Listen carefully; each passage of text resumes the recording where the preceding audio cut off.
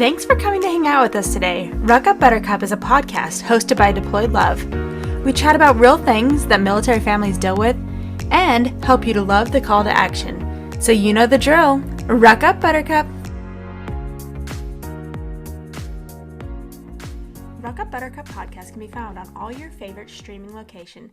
As well, we are now available on Reach Across America Radio on Fridays at 11 p.m. and Sundays at 1 p.m. Eastern. You can find Reach Across America Radio on the iHeartRadio app, the Odyssey app, and the TuneIn app. Just search the word Reef. Can't wait to see you there.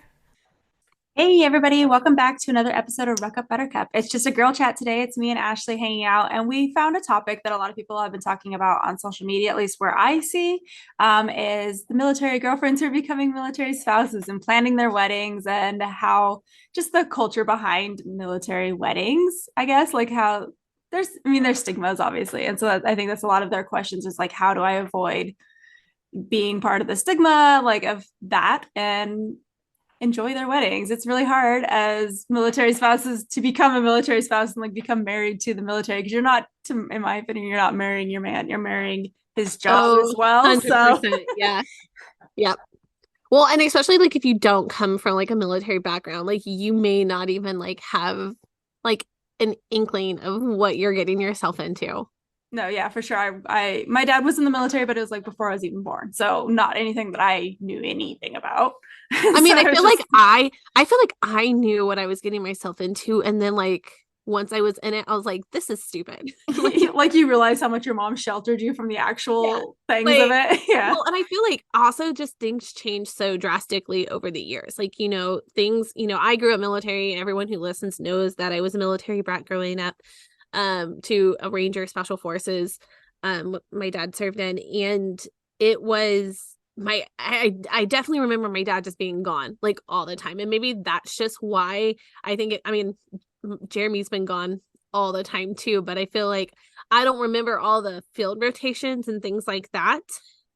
So I don't know if it's like drastically changed, like, in the last, every 10, 15, 5 years, I feel things change so much. So even though someone may say like, I never dealt with that, doesn't mean that that's not something you're going to deal with nowadays or in a certain unit, because every unit's different. And so I think that's really important to remember, is one person's experience is not going to be your experience. No, yeah, every unit's so different. Like every place that we've been stationed, and we've been to like 5-6 places now, is so different. Like sometimes he's home before dinner every night and it's wonderful, and then there's other times where like, I feel like I haven't seen him for 3 weeks. Yeah. I don't know where he is. He just keeps like getting called like back in. Gets into the bed and then wakes up at like 4:00 in the morning to start his day again. Yeah, he just had like terrible soldiers underneath him or something, so they're like continuously having to go back in for reprimand and like all this stuff. And it's like I feel like I'm going to go off like for like 2.2 seconds. And we all know that this is just what we do. But I feel like soldiers, the young babies nowadays are just a different breed. Like, and I think we all just realize that, like anyone who is like in their like 18, 19, 20 age group, it's just, it's just a different generation. So they grew up with a lot of things that like, we're not that old, but we're old enough that we didn't have everything that they have nowadays. So there's definitely a lot different things that the military is adjusting for. It is it's generational, because you think of like, even if you just think in the real world of like people, Gen Z is so different from the millennials, and but they grew up different. We grew up without screens. We grew up without like a lot of the things that they've had to deal with. So then they also know what is culturally okay now. Like some of the things that our husbands probably just dealt with, and we're like, oh, that's fine. He shoved my face into the dirt.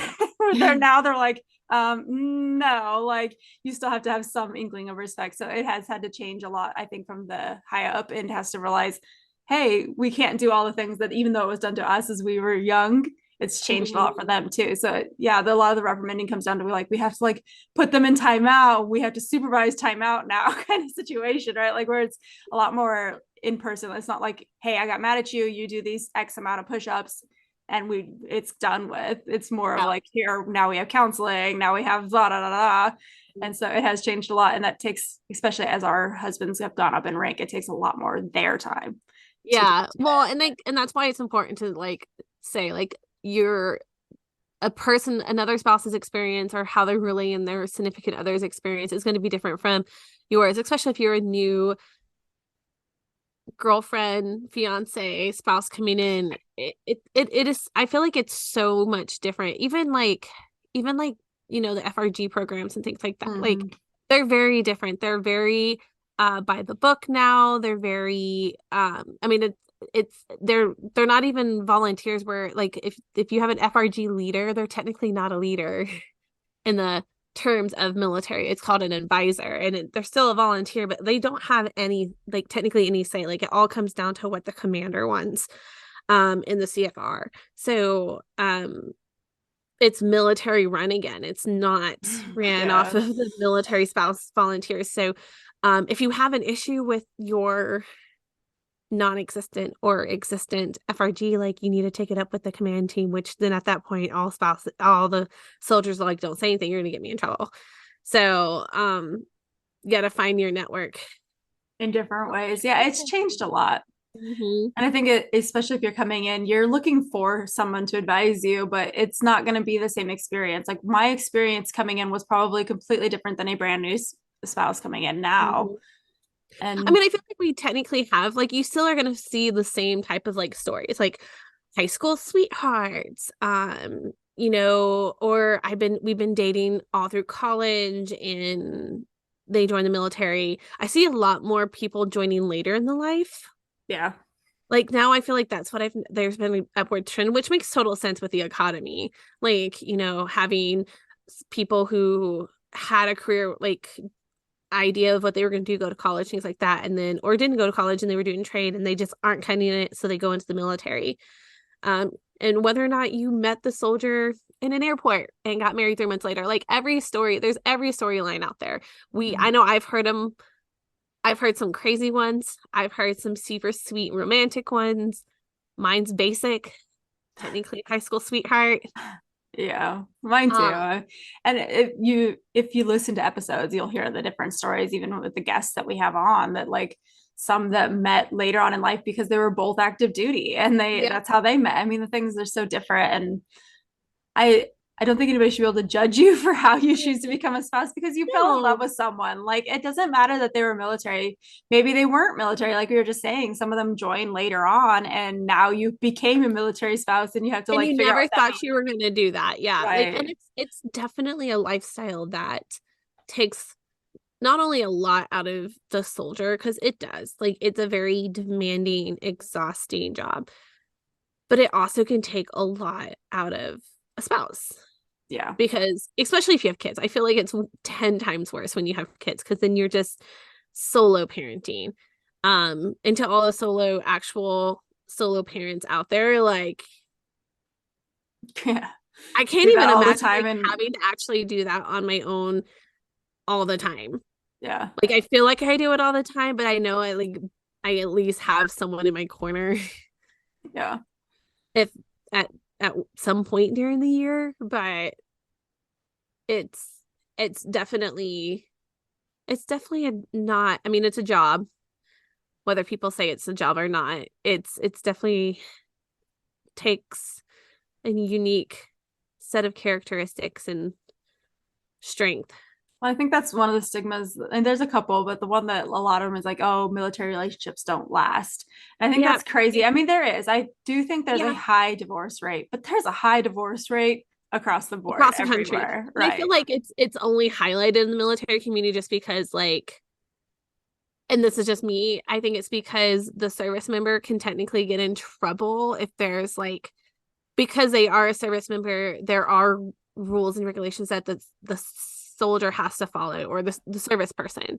So like if they cheated and things like that, like it's more likely to, I don't want to say get nasty, but like there can be reprimand if the significant other decides to get their soldier in trouble. And you just don't see that in the civilian sector. So, you know, I don't know if it's just because of that and like it's just talked about more and you see like how do I get him in trouble? Like, I have proof and all this other kind of stuff, which at that point, like I'm just like, why? Like Just that leave. is still a relationship. That's still something like, if you've listened, I'm not a big fan of like airing dirty laundry out to just a bunch of strangers. on the internet. I think if you were asking like if you needed like counseling, things like that, like that's different, like any counseling, things like that. But you know, those military chats, those groups, you'll be surprised on who's in there. So I always caution people when they like when they comment in there, just be like, hey, like, if you're trying to keep it quiet, like now I have anonymous like poster. So, but I mean, I feel like if you're putting enough detail in, you're gonna know who the person is talking about. Um and if you're trying to get court things done, like you want to be, I don't know. I just feel like don't do what you need to do, but also at the same time, like the military can only do so much. And a lot of You times they're not shouldn't gonna do anything. you So shouldn't bring the military into it at yeah, I all. mean, If you're at getting a that point, divorce for any reason, it doesn't have anything to do with his job. And why ruin somebody's entire career that they've probably been doing for 10 years to yeah.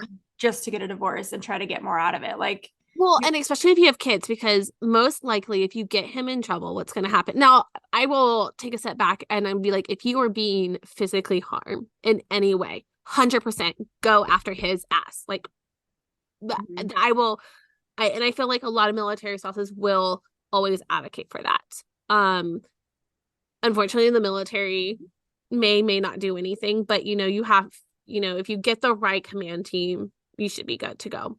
But find other people to help you keep you safe and things like that. But at that point, especially if you have kids, like I feel like if you are wanting to get child support and things like that, like you have to make sure you go about the right way. Like if you get them in trouble, they could Potentially kick him out. And you're kick looking at him like, out, he's not going to find a deduct job. his pay, knock him down a rank or two. Like there's a lot they could do that could affect you, even though you just wanted him to get in trouble and get back at him for hurting you. You have to think about it in the long schemes of things. But like I said, if they are physically hurting you or threatening you, 100% reach out to command. If at any point making sure that they are communicating. I mean, I've dealt with as a FRG leader, like I have seen some crazy stories come across my plate, and I've seen stories where everything was handled the appropriate way, things like that. But there's been stories where I had a spouse who, you know, didn't want to get the command team involved because she was worried of him getting in trouble because he had cheated. And she had 4 kids, and she was worried that, if he gets kicked out before retirement, because he was really close to retirement, that, she wouldn't get child support. But it started getting to the point where like he was coming by the house and cutting wires on her car Yeah. and had physically assaulted her. And I was just like, you have to get command team involved. No, that At stuff this needs to be point, on his record. I mean, at this point, like you're gonna get child support no matter what, whether or not, like if he like gets retirement, it's automatically gonna come out. Like that's why you go to the court. That's why you get a lawyer. Um, I mean, obviously there's circumstances where that, getting a lawyer is your best bet, but you have to just do what's best for you. I always kind of like when you see those posts about like, like I want his command team to know he's cheating. I'm like, you can let him know, but they might not do anything with it. No. Like, I would say unless they want him gone, they Yeah. probably won't do anything with it. With most cases, they'll just say do it again, and there might be repercussions. But I think that specifically has become more of a personal thing. It used to be a yeah, big thing, but I mean, you have to look at it also. The military is more of a job now, less of like you're in it, right? Like, and so that's another one of those things that's personal. Like, why should they have any say in that, anyways? Like, it sucks if your husband cheats on you, like that sucks, but it's not the job's responsibility to watch who he's sleeping with. Like, that's his mhm. personal life, and there's so I much mean, and I flexibility believe, in relationships now. How and could you that's prove only in that there. that Yeah, it and it's wasn't an only open in there. relationship? Yeah. Yeah, it's only in there because military service members are supposed to be held to a higher level of everything. Like they're representing their country and things like that. So like it's only in there because they want to make sure that their service members know that we expect you to abide by all laws and expect you to abide by all of your commitments and all that kind of stuff. So yeah, at that point, but no matter how, like going back to like just coming in as a military spouse, no matter how you met your service member, whether you met them, like I said, at an airport, at a bar, um, Dating apps. Tinder. I was gonna say dating Yeah. apps, Tinder. I have no idea what dating apps are. Like no matter how you met your significant other, don't let anyone ever Just say make that you it's feel not gonna bad last about. either. That's the crappiest Yeah. thing. Like I was like, you and oh, you I, met him at the, like, I remember the first time I met my friend said, like, yeah, you're gonna, she's like, I'm kind of like, I always get nervous, like, telling people how we met because, like, I'm always afraid of, like, people judging me. But I met him at an airport. We were both, like, they're both active duty. She was on her way home and he was on his way back to the duty station. And they kind of clicked and things got heated. And then a few months later, they were married. And I was just like, but that's like, but you've been married for 7 years and you guys are doing great. Good sometimes you just for you. know. Sometimes you Yeah. just know. You know, I I think as a person who comes from a family who has been divorced Uh-huh. several times. Because it is I do feel like it is pretty high. I mean, the stress is hard. The stress is hard on military families. Um, you know, you could have married your best friend at the very beginning, and I do feel like there should be steps taken before like that final like divorce. But like at some point, especially when you marry young, like, I mean, me and Jeremy got married when we were 21, but we had been dating since we were 17. My mom was the same way. My mom married really young. I mean, she had us very young, and that relationship didn't work out with her and my bio dad. And then she remarried my stepdad really young. And then unfortunately that one didn't last. I mean, that one lasted almost 20 years, but they just grew apart and wanted different things. And now she's remarried and is happily married. So I think it's everybody has to do what they do. Yeah. And you just said it depends on your commitment levels too. Yeah. I think some people they get into a deployment and they're like, no, this was just way more Yeah. than I expected. And then I mean, it happens. But you can also marry your high school sweetheart and stay with them for Yeah. 15 years. And everything has been, I mean, I'm not I going was to gonna say say it's everything's not perfect. gonna It's say not everybody says great. perfect. It's not always gonna be perfect. You are It's going to just have, how much you're willing to fight for yeah. it. And I Yeah. feel like statistically there's always going to be humps. Like, that 7 year mark for me. So for me, 7 year mark was a rough one. Like at that point, I was just like, you are driving me insane. You're not listening. You're not being like here. And then I feel like there's humps along the way. But like again, you just have to communicate it out. You have to work it out. You have to, reconnect. I always say like start redating each other. Start doing an activity together, reconnect.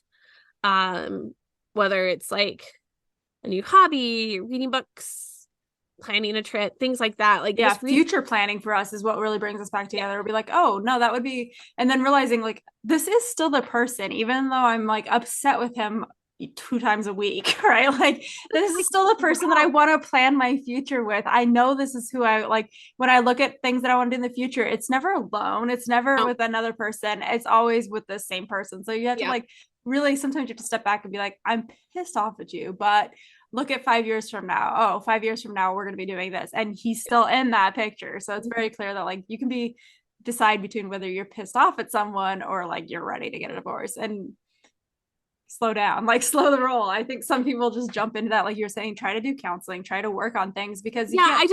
I feel like nowadays, and it just may be me, but I feel like today's world, people don't view marriage the same way as like, because I mean, I've always used marriage as like a lifetime commitment. And I think Yeah. I just view that because of like watching my grandparents, my mom being the exception. But I know my mom's circumstances and I know my parents' relationships, and I understand why those divorce happens. And there were very good reasons for both of those to happen. And I feel like that's okay. It's not that my mom was just like, it's just a piece of paper. Like that's not how she viewed it ever. And so I feel like today a lot of generations view it as it's just a piece of paper. Yeah. We got married because he didn't want to live in the barracks, or we needed the money, type of thing. And there are a lot of people out there, and there's no shame for that. Like, if that, again, if that is your guys' commitment level and that was your communication, you do you. But at the same time, don't judge anyone for having a long relationship or be like, oh, you guys must not see each other and you guys are just living separate lifestyles or things like that. I've been married for 13 years. You've been married almost 14 years. Mm-hmm. And we've both said it, like we both like there's been times where we were just like fed up. Why are we here? It happens But a it lot more than you it think, especially does. the longer we've been married. And it's funny because like we know we're doing it. Like we push those buttons to piss each other off. I'm And irritated with him right now and he doesn't even know it. So yeah, we're arguing currently too because we left the market early yesterday, the festival, and I didn't want to leave, and he didn't communicate that, and he just started leaving, and I was so mad. So I'm still mad, but like we do push buttons just because you get sick of living with people, you do, and it's just something that you have to deal with. I think it's harder now, and I think it's gonna be harder for you too, is that we're around each other a lot. A lot. and I think that's where my irritation right now is coming from because he is currently on like we just PCS and he doesn't report to his new duty station until this upcoming Monday. So in just a couple days. But he's been off for 6 weeks now. And my whole thing is like you just haven't taken the initiative to do anything like plan anything for us fun to do. Like it's always been me like let's go do this, let's go do this. Yeah, and I think that is where we are kind of at. Like we've had the whole year and it was nice, and there was parts where it was really nice, and I was fine with staying in the same role in my relationship where I had been. But I do think it's kind of gotten to a point where like, no, you're home a lot, and our roles need to change a little bit because it's not Yeah. fair for me to do everything still when you're Yep. here. That was me because I was like, I've gotten up every day for school. I have done majority of pickups. I have done majority of all the cooking. He has Yeah. help cleaning, but I was just like, I think that's again, it's one of those things where in my brain, like, oh, you would just think that he would be like, okay, what can I do? I'm home now. And No, in no, his no. brain, it's the complete opposite. Like, you just have to ask me. And I'm like, but why do we have to ask you? And I feel like that's just a reoccurring thing. Like, we've been so stuck in a way for so long that it comes down to communication, y'all. You just have to talk. And I know I'm like sitting here going, I'm like, I need to talk to him about it anyways today. Cause I'm like, okay, Yeah. start work next week. You're home. You've got to either start taking over this task or this task. Which one are you picking? Yeah. And that I think that's going to be that. It may take you a while. It's taken us a while to really kind of like we have to make an adjustment. There's got to be something that's got to change because it's not fair if we're home almost the same amount of time. Like yes, he gets up earlier for work and he's gone for 8 hours, but like now you're home the rest of the day. You can't just sit on your phone. Yeah. Like that's not fair while I'm cleaning and doing dishes and cooking dinner and finishing school and like Mm-hmm. because that's what makes me mad at you. I'm mad at you because I'm sitting here watching you do nothing while I'm Yeah. sitting here like stressed out all evening. And it's like, Yeah. Yeah. it doesn't have to be much, but we definitely need to look at like, yeah, you're still working, but there is this extra time and you need to figure out how to use it productively. Like when he comes down here to Well, school, that doesn't bother me. Then I'm like, oh, you're doing something. But it's the days where yeah. you're just Yeah. like, not. And I'm Yeah. like, come So on. we're complaining, but like it honestly, like I wouldn't want to do this with anyone else. So like, even No. though like irritation, there's so much good mixed in there, but like, I want to kind of go back to the beginning of like you mentioned at the beginning, like weddings and things like that. And You can just tell your I've story. seen Tell yours, and then I'll tell I didn't mine. have one. Yeah. So my story is we did have a wedding planned, and unfortunately, we postponed our wedding. We ended up eloping and then we postponed it due to my grandparents who were very, very big part of my life were my grandmother was diagnosed with cancer and was given like 4 months to live. And my grandfather had already been diagnosed with, he initially was diagnosed with Alzheimer's when I was a sophomore in high school, and then was later re-diagnosed as Lewy body dementia. So he rapidly was deteriorating at the same time. So at that point, he had not really remembered. Like he thought I was my mom majority of the time and vice versa. My mom was me type of thing. Like he knew who people were, but so we ended up postponing it because I gave my grandmother a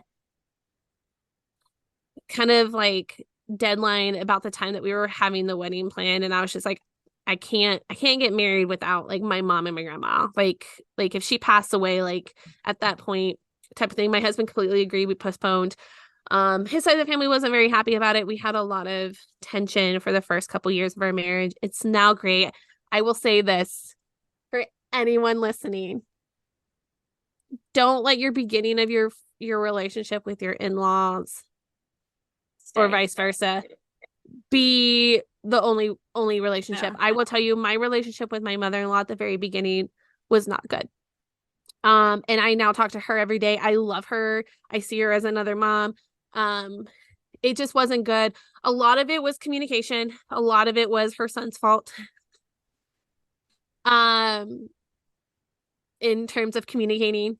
And but we did not have a very good conversation after canceling the wedding. But anyways, so we postponed it. We ended up eloping because, again, he didn't want to live in the barracks. I was already living at Fort Bragg because that's where we met. That's where our parents were currently at. And so we decided that we were just going to elope, and then we would postpone the wedding to the following year. And then my grandmother ended up passing earlier. We could have gotten married, but again, the relationship with his mother-in-law was not good. And I was kind of like, nope, we're not doing this. So we just eloped. We could have had a small ceremony if we wanted to, but at that point I was just like, I still want my dream wedding. So we postponed it to the following year, but then of course rumors of deployment started back up. And I was like, well, we're not going to plan this wedding again and put all this money back down if you deploy during that time frame. So we ended up just canceling again and just say maybe 10 or 10-year anniversary or something, or 15 or whatever, we can do a renewal vow. Obviously that hasn't happened because our 10-year anniversary happened during COVID. And then we've already decided that for our 15th anniversary, we will go on a trip. But I was joking with my sister yesterday because she is a newer relationship, and my mom is just like loves this guy. And I was joking. I was like, well, if you get married, we can always do a joint wedding. So, and then she was like, that's a great idea. And for those who are listening, she's my twin. We're not that close, but we just thought it was funny that Save you some money. They'd be the same guests anyways. well, that's why I was like, well, maybe like at your wedding, like me and Jeremy can like do a vow renewal, and we can just have a big party with everyone, because everyone that's coming to your wedding would come to mine, other than maybe some friends of mine that weren't in her friend group. And she's like, that's actually a great idea. And I was like, I was just kidding, but okay. But honestly, like I would have loved to have the big wedding. I mean, I definitely didn't have, we didn't even go on a honeymoon or anything like that. It wasn't, once we canceled everything, it just like there was like no other plans. And yeah, I wish we did things a little bit differently. Do I regret not spending all the money? Not really. But No. I do wish I had the experience, because like, I didn't walk across the stage when I graduated college because Jeremy and my dad were deployed. And I was just like, well, no one, I mean, just my mom's here. Like, she's so busy right now that like, it doesn't really matter if she comes and watches me. At that time I wasn't talking to my sister. And my younger sisters were really young. So like, they didn't really care. And I wish I had the experience, but I'm kind of excited about our trip, because I'm like maybe planning like, okay, well, maybe I'll find like a really pretty dress and we can do a vow renewal on our trip, like wherever we go. We're going somewhere over in Europe or somewhere, but maybe that's what we can do, and we can just have another experience with like just us again. Yeah. And that's fine. And if you have your big wedding, have your big wedding. So we kind of I did mean, like a mixture. We got married in Hawaii. My mom was so mad. So we got engaged in the summer. And then after a few months, we're like, I don't want to be like doing this. I don't want to be, you're in Hawaii, I'm here. The time difference, that's a massive long distance relationship and engaged. And I was like, and I also don't want to get onto a lease with another apartment. So I had a friend, we were supposed to be moving in together. And I was like, I don't want to do that, because then it's a whole commitment of a year where we can't be together. And I'm like, and I don't want to do that. So finally, his friend actually paid for my ticket to fly me out there, didn't tell my parents, we didn't tell anybody, and I just flew out there and we got married so that I could stay. And all I had was like a suitcase. So we got married in a courtroom, really creepy courtroom in Hawaii. And it's so sad because like one of our friends got married a couple months later and they found out you could just ask the judge to go out onto the beach with you and they would just do it there. And I'm like, See, that's what kind of we had a past year who does like weddings like on the beach and stuff come with us, and that's a funny story in itself too. That's a whole different story, but um yeah. The courtrooms are so bad. The creepy courtrooms. So like he had to take us in like a back exit because it was like after court. So we like went through these creepy halls. Luckily, we had a whole group of his like friends from the army with us, so it wasn't just like the two of us. Because I'm like, man, we would have thought like we were getting murdered. Led down to like murder.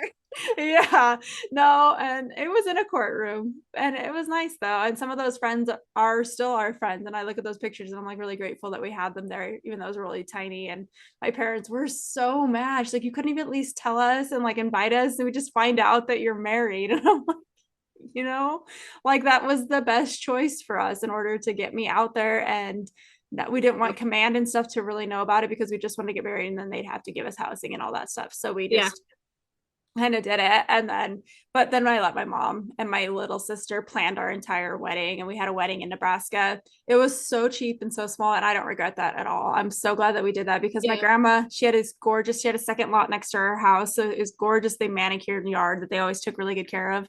We just set out chairs, we got an arch and did the wedding there. And then there was this old church that used to be a church, but it was like opened up and it's like a dance studio now, and so they let us rent it out. We just put tables and chairs in there and we just had our little dinner. And we save so much money.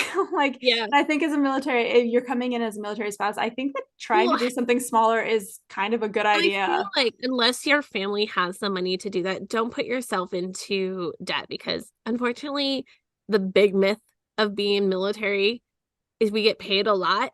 We don't. You don't, especially if you're like an E2, E3, E4. I mean, heck, even an E5. Like you're not getting no, you're not going to pay that back off. Amount of money. Like, you know, if you're smart about it and you get a like good housing, things like that, like it could seem like you have quite a bit of money, but like take out the housing allowance and you don't get a lot of money. The cost of like weddings, the cost of weddings nowadays is outrageous. To think you're going to get like a $50,000 loan, at least possibly, for these weddings is to start your relationship and your marriage with $50,000 in debt would be insane. Like we've had that kind of debt, and to think the pressure of thinking you had to pay that off, and it's just because you spent one day, maybe 3 or 4 hours together with your family, is insane. Yeah, like I definitely wish that I had like, you know, been like, okay, because like my husband's grandparents, bless their hearts, had already bought their tickets a year out from the wedding, like their plane tickets. And my brain, I was just like, first off, they were military too. Okay. And in my brain was like, why would anybody buy a plane ticket for a wedding that was still a year out for a military wedding? And I think that's important for everyone to like make sure that your family members know that, like, I mean, even if your husband's not on a deployment schedule or something like that, there's a chance, there's always a chance that your significant other may not be there. And it just might not get leave approved. I mean, that just comes out of that. So, like, especially if you're having like a destination wedding or something like that, like there's a lot that has to go into planning a military wedding. It's not like, hey, I'm going to take off this week. Like it's not. And, you know, I really wish that like if I hadn't had like the huge fight with my mother-in-law, I probably would have been open to doing a really small ceremony with just our parents and grandparents. I mean, his grandparents, my stepdad's mom may have driven down from Indiana, but you know, at least, you know, my parents could have been there. But I was just like, no. And then I wish we also did more than just hire some preacher who was racist. Yeah. To marry us on the beach type of thing. Like, I know we should have been like, hey, like, why don't we actually plan a trip and elope somewhere else? Like, our families knew we were eloping, because we told them, we're like, we're gonna elope we're going to go ahead and like get married on paper. We still plan to have the wedding type of thing, but and my family was fine with it because of the circumstances. um his was kind of not. I mean, my mother-in-law and my mother-in-law's mom did throw me a bridal shower, so I had one traditional thing happen, but that was it. And that was nice, but it was very awkward because I would, like I said, I did not have a good relationship with my mother-in-law for probably 3 years. Our first 3-year marriage, it was very like, I'm not talking to her, I'm not going over there without you. It was that type of relationship. And then it changed, and it's been wonderful. So I always say, like, work on your relationships. Like, even if there was a bad juju at first, Well, or I think it's hard at first either way. I think like my relationship with my in-laws weren't ever like terrible, but my mother-in-law specifically, it was hard at first because he was our baby, and yeah. like I and I see, get but that that now drives as a me nuts. parent, I get it even more. But Yeah. it was like she only got to see him during his times back, and I was now suddenly part of that.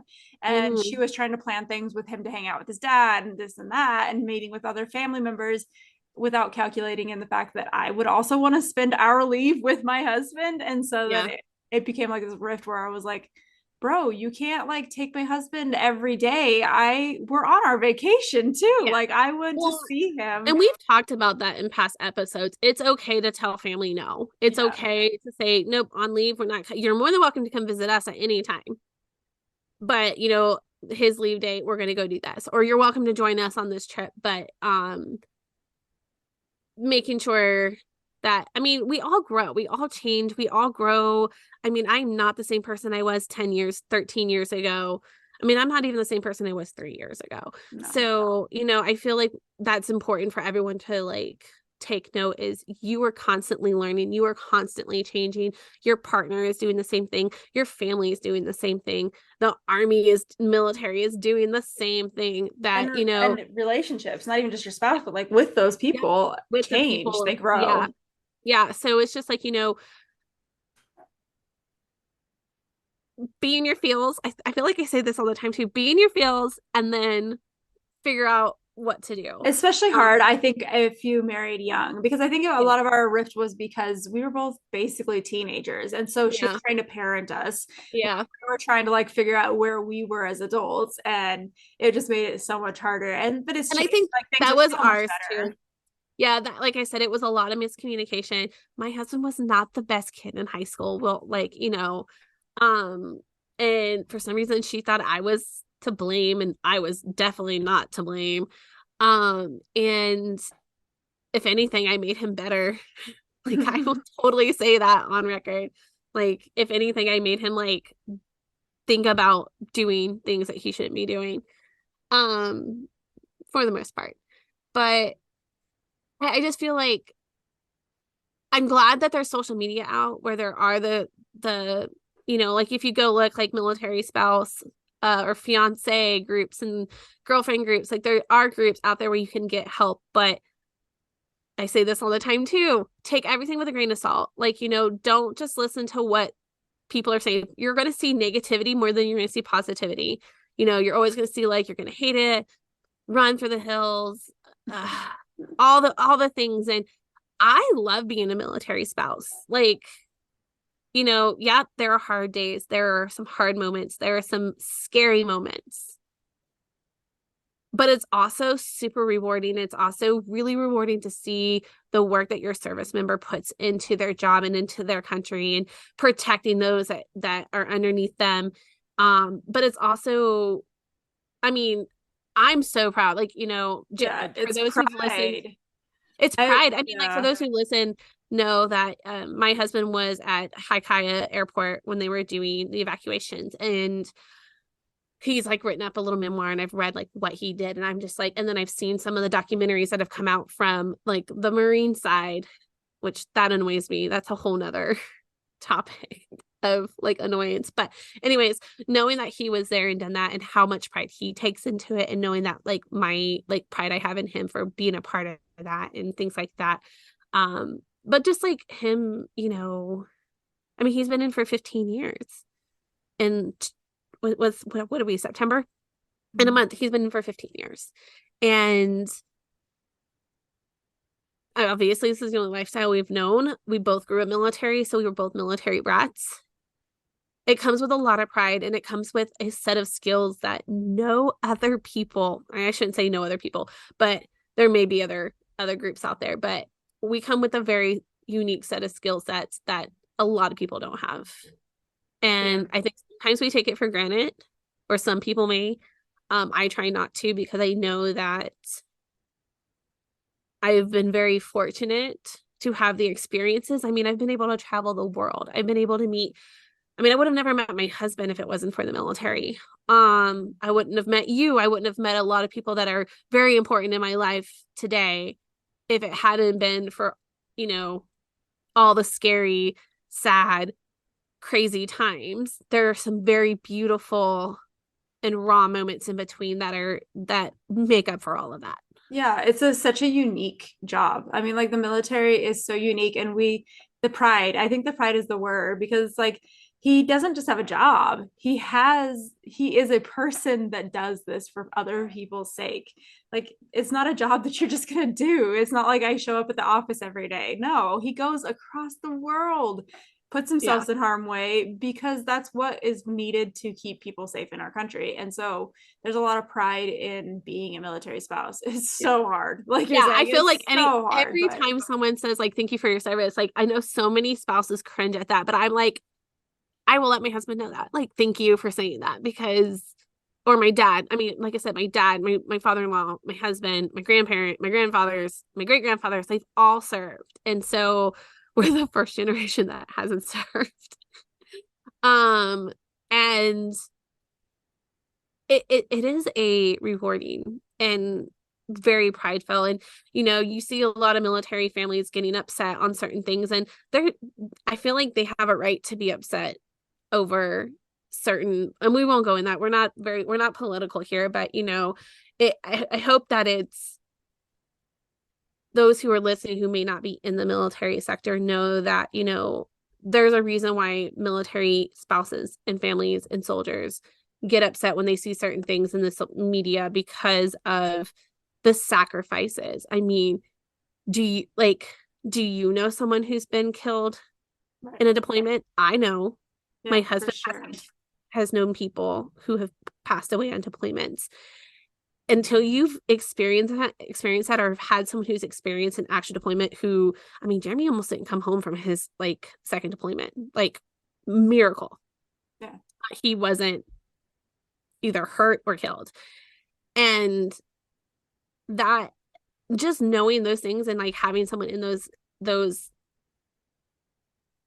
positions so you can be at home playing your video games or working your very cushioned job is that I feel like some people forget why they have a lot of their freedoms, because Yeah, they're I think the military body has become like in a political sense of like people are just yeah, it's just the military. It's like, yeah, do you realize these are humans? Like we are yeah, people, we have kids, we deal with moving, we have friends, we have family, and we are the ones who deal with all of it. You guys yeah. see a news article about a tank being blown up. You don't even you're like, oh, Or okay, it happened in a soldier, different country. yeah, or soldier suicide, or you like anytime I feel like that too, like anytime I see the military in the news recently, it's all been negative.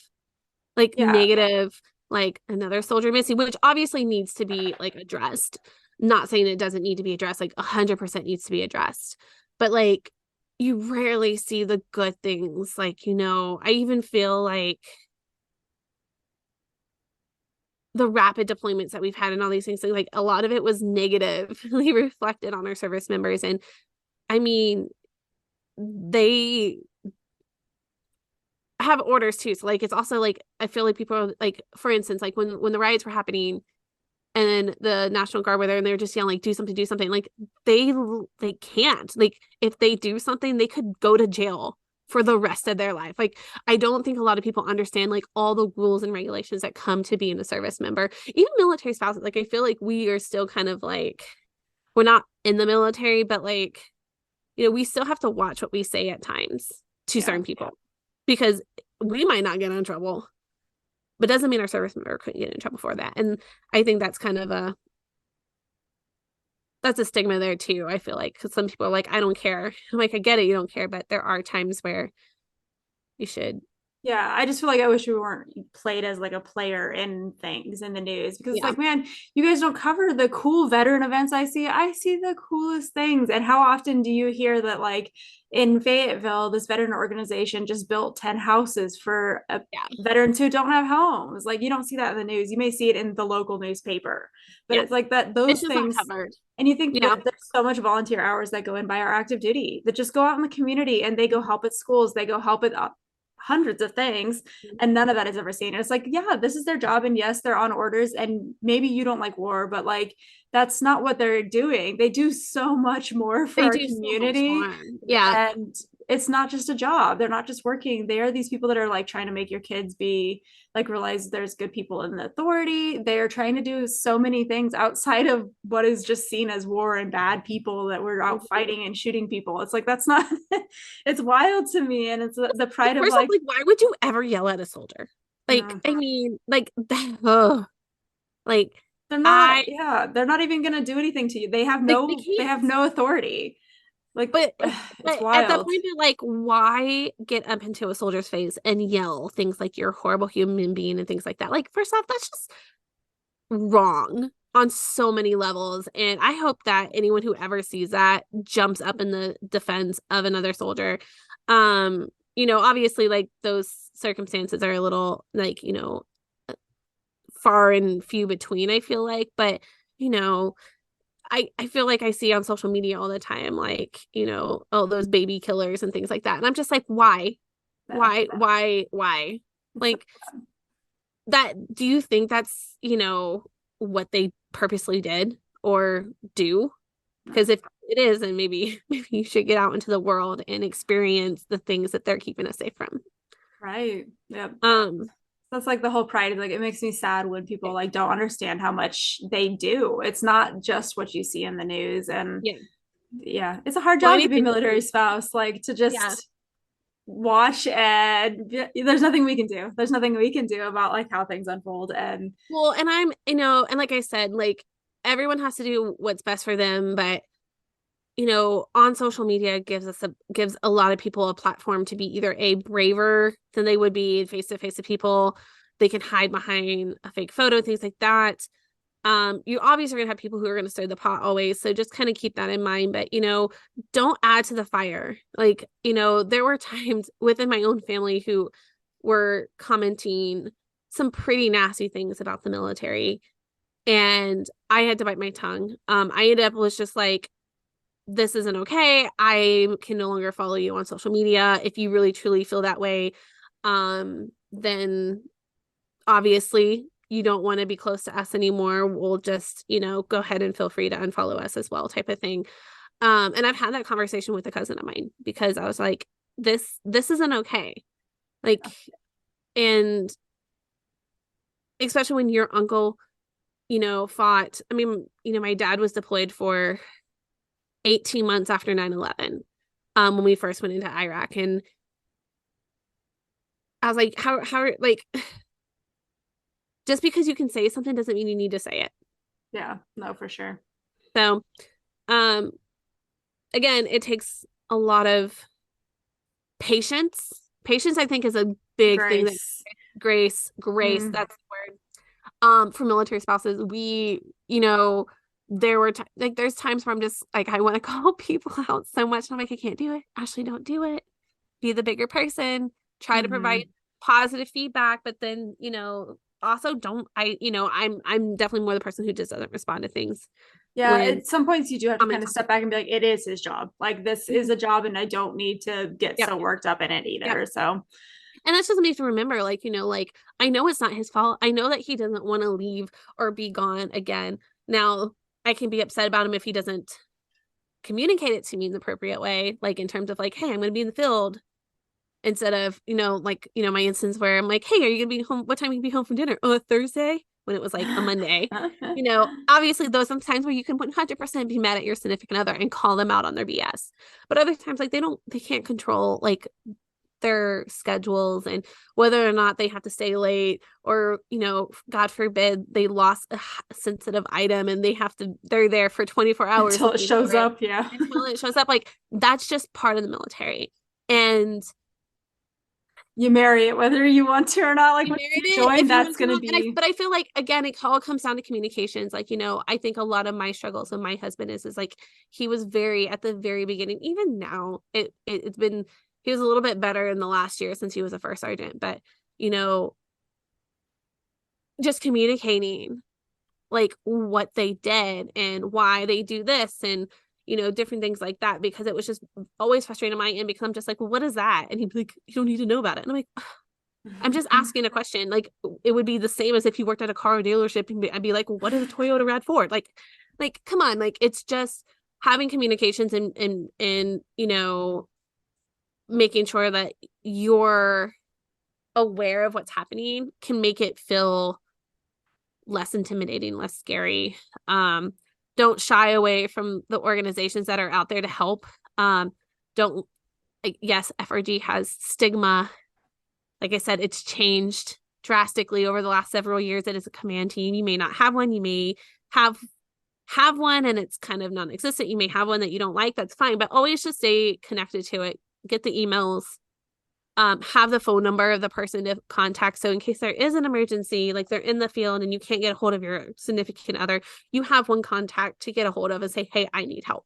Yeah. And do your own research. Like, Yeah. learn and figure out what it is that you're going to be expected as a spouse. There's so many resources, seasoned spouse, that I think there's even a married to the military. There's a lot of different blogs and stuff where women have been out here doing this life already. Like Mission Mill Spouse. There's a ton of TikToks. Like, if you need some comic relief, like TikTokers, ACS, YMCA, even the FRG Center itself has amazing resources and classes that are beneficial to military spouse. If anything, they'll be able to point you to the right location for the resource, because they already have a list of resources there, because they are the FRG Center and that's how they get the information out to the so do your own research and find this stuff, because you don't have to expect your husband, who may be very busy, especially if you're lower enlisted, you're very young getting in like we were. He didn't have the time to sit down and explain everything to me. He was at work and like he was very expected to be doing very much things. And they don't teach the importance of why it's important for military spouse to be connected, because I mean, especially nowadays with all the rapid deployments and stuff like that, or even like just the deployments where they're not doing anything. I feel like that's kind of common right now, is like they're being like deployed and just sitting there, and it's very frustrating for them. So then their frustration is spilling over to you, and it's frustrating at home because you're just like, well, they're not doing anything, so why can't they just be home type of like mentality, which I totally understand. But yeah, I mean, there's so many resources out there. Like, and if you're looking for, I mean, Deployed Love is currently working on resource guides for each current branch that we're located at, and then we're going to be doing one across like the country. So we're hopefully going to have those up on our website, as well as like in obviously different locations where you can find them. But that is something that we have like we need to find like a good solid list of as many resources as we find. So if you have a resource that you think is a phenomenal resource for military families, or even soldiers, like I feel like we struggle to find help for our soldiers too, please share it with us, because I mean, you can never have too many points of contacts for anything. I definitely feel that there's something out there for everybody. Whether you want to, I just feel like I wish there were some of these resources when I first had the kids. And if there were out there, I didn't know about them. Like all these programs that all of my friends who have younger kids, I mean, my youngest kid's 5, but still, if I had known that those resources were out there, I would have 100% signed up for them. Now, granted, Claire was a baby through COVID, so I don't think those resources were really accessible for her, which is probably why I didn't know about them. But, as new moms, and especially when you move, you want to find that connection, and having, I don't know, like the YMCA, at least at Fort Liberty Bragg, has this great like new parent And it doesn't matter if you have 4, 5, or just one kid, you qualify to enroll in that program when you have another child because every child's different. Mm-hmm. Um, every season of life is different. You know, you could be a seasoned mom, a seasoned spouse, and you're just like, nope. I mean, I'm a seasoned spouse technically. I mean, I don't really know how we consider a seasoned spouse, but I feel 13 years is seasoned. Yeah. So You're well done. I'm well done.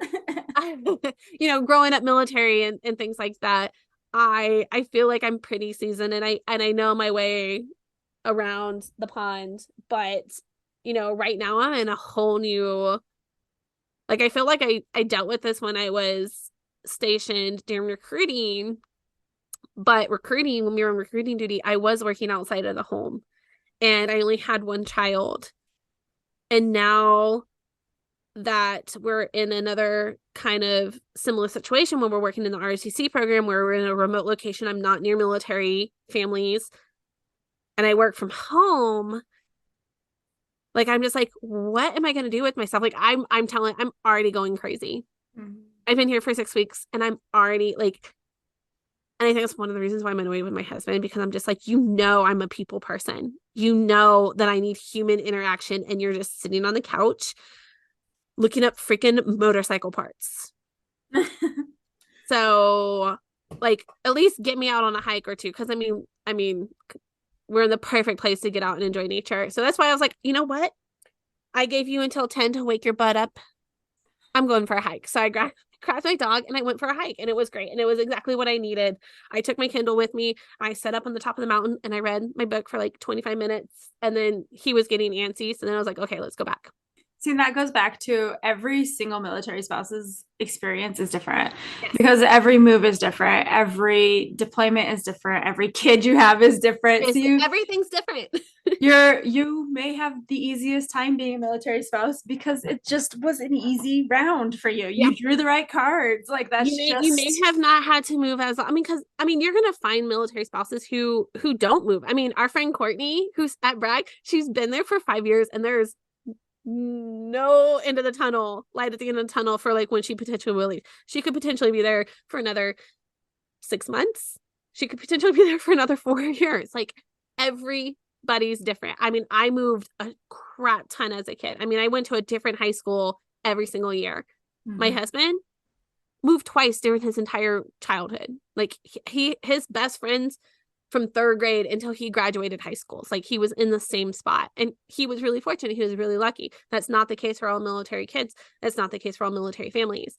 Everyone's different, and it depends on MOS. It depends on career goals, whether or not, you know, all sorts of things. So, you know, whatever you read on those social media things, 100% take it with a grain of salt. Do your own research. And just don't And feel do what's bad, best for you. however, Don't what feel your bad. relationship looks like. If it's you've been dating for 6 years and you finally decide to get married, do it. If you've been dating for 2 weeks and you're in love with this person, get engaged and plan a wedding. Yeah. Like just do what you are gonna do for yourself. It's your relationship when it ultimately comes down to it. It's not becoming a military spouse, it's becoming a spouse. Like focus on what makes sense for your relationship and your spouse and you over anything That's all else. that matters. No Yeah. one else's opinion about you matters. Now, I mean, obviously, like we've said this before, like don't show up at an event in like a sports bra and like tight board shorts, because then obviously you're going to be talked about. Or not board shorts. You know what I mean? But your relationship is your business and no one else's. And unless you're going to air it out, and then it's going to become everybody's, and then at that point that can cause more problems in your relationship. So, you know, just do you, like what's best for you. Like, you know, what's best for me and my husband is not necessarily best for Sabrina and hers. And then I feel like there's some things that we both do that, like, yeah, we both do that and it works great for us. So I don't know, I just feel like grace, you're right, I feel like grace is like the word that needs to just be embedded into everybody's brain. Yep. And welcome. If you're going to be joining us and listening to this, you're welcome to the military life. You're marrying the military. Like whether please don't let anyone feel like you're not Yeah. welcome. I mean, unfortunately, there are bad apples out there. Like there's always going to be a bad apples. Yeah. And But there's there always are going to some really be, great spouses out there who just want to connect with you, help you out, be a support system. I mean, you'll have no idea, especially if you're new, you will, even if you're an introvert and you don't like people, find one person because you won't find your extrovert, your one. find your find your extrovert. You'll find them. It is hard Find though. Like, I don't really want to go too far into that, but like we were talking about moving and stuff, and Ashley's having trouble finding people there. And I've been here for nine you've only months. yeah, almost a Yeah. year. And I still don't feel like I found my tribe. Like, I have the people that they're homeschool moms and we're homeschool moms. And then I have a book club, and but they're all a lot younger than me, like a lot I younger. always And feel like I so find my tribe right before I leave. yeah, so it's that struggle of a balance that it's like, yeah, I have these people who are they would do things for me. Like if something were to happen, they would take care of me. Yeah. But like I haven't found that person that I want to be like, oh, I want to hang out with you all the time. Yeah. And so it's a hard part about being the military spouse is like your community completely changes and it changes every 3 years. And it's not like you're like giving up on those relationships. It just becomes a different relationship. Like it's not like, I'm a firm person, like find that one person who will just, when your husband's in the field or deployed, that will just come over in their PJs and you guys just take turns cooking dinner and just tag teaming it with the kids. Yeah, and it takes Or a while to find it, but I need yeah. you need to find that at every duty station. You need Yeah. to find that person. So, And yeah, I think the older I get, and every move I make, it's I feel like harder. yes, I agree so much. Like I feel like it's hey, it feels like it's dating now. Like it's not like, hey, let's be friends and like if it works out, it works out. Like it honestly feels like dating. Yeah, and I think it's because as we were older, they're also all the people that I'm interacting with are like holding back and like masking themselves a lot of like what Yeah. because they don't want to have to Scare deal with someone off. another or just have to deal with another relationship. You Yeah. know how many times we've moved away and Yeah. like all my It's best friends are in different states and like yeah. it's hard to start again and Yeah. really let yourself be I who know. you I mean, we are. haven't talked to each other in what, two A like couple of weeks, face yeah. face to face. And so like we got on to record this today and like we talked for 40 minutes before we started recording because we were just catching up. Yeah. Talking about books and stuff because if you listen you know that me and Sabrina like books um but and just catching up on like what the kids are doing, things like that. And they're still there, your friends that you've moved away from are still there, but it does become a different relationship. It's not like I can't like call you and say I need you to come here and help me, I'm like having a really bad day. Yeah. Like I mean I can call you and tell me I'm having a bad day, but it's not the same as like I'm on my way with coffee. Like it's Yeah. not the same. um It's lonely. Like you yeah. have those friends, but yeah, they can't do what they can do. Yeah, I know I've got to get out and explore here. And I definitely find it like different when you're not in a military community because I will say though, I think it helps that I'm in a college town because there's so many people coming and going because of college and like Mhm. working and things like that. So I don't think it's gonna be that hard. I just haven't like done that typical military spouse like, hey, I'm new here. And and I think those posts are completely fine if you actually Follow meet through. up with the people and follow through because I feel like I see those all the time. And I've always responded to them going like, hey, like I'm here. I don't really care about age. Age is not a big thing to me. I have friends who are 7 years younger than me. I have friends who are several years older than me. Um, that's typically how it is. I feel like you're the only friend, you and Ashley M are my only friends that are actually the same age Yeah. as me. I feel like everyone else is either younger, but I mean that comes as, as a military spouse, as you go into the years and those people are getting out, you don't have as many people staying in as you do between that younger age group. So military spouses may typically be like if you're a veteran season spouse, you may have younger people that you're friends with. Um, which is fine because I feel like there's old souls and I'm not the type of person who wants to go out and drink until 2 o'clock in the morning, but if you want to come hang out at my house and have a I'll girls' night. read and drink wine at my house till two Yeah, o'clock I in was the gonna say morning. like I'm more of the like let's cozy up by a fire. I think that was our favorite, like cozy up by a fire with a drink and just talk like books Yeah. or hobbies or anything like that. Like that's awesome. Um, but yeah, I just find your person, have grace, no matter Communicate with your communicate spouse. with your spouse, no matter what your relationship, how your relationships start. Don't let anyone make you feel bad about how you started or how long you've known each other, or don't let comments like, oh, you've only known each other for 3 months and got married, like, oh, that's not gonna last. Bullshit. I have several friends or family acquaintances who knew each other for 3 months and have been married blissfully for 25 years. Yep. Not just one, multiple. And then I've known people who have dated for 4 years and got married and were divorced in a year. Like, it, circumstances, obviously, life are going to have things, and you have to do what's best for you and your spouse. Obviously, hopefully you go through all the avenues of like counseling and things like that. You don't have to go to a counselor with a chaplain. There are other counseling options. Counseling is free for military spouses, Military One Source, other locations as well. Find what benefits you, and then, but you have to do what makes you happy too. So, every relation is different. Don't let anyone tell you that yours isn't important or isn't as good or whatever. Yep. Good. Well, I hope that helped. I know that there was a lot of people talking about it, so we'll make sure that this gets shared to some of those conversations, and get married. If you're in love, get married. It's the big nobody wedding, else's decision. elope, do what you need to do. Yeah, it's your life. Definitely.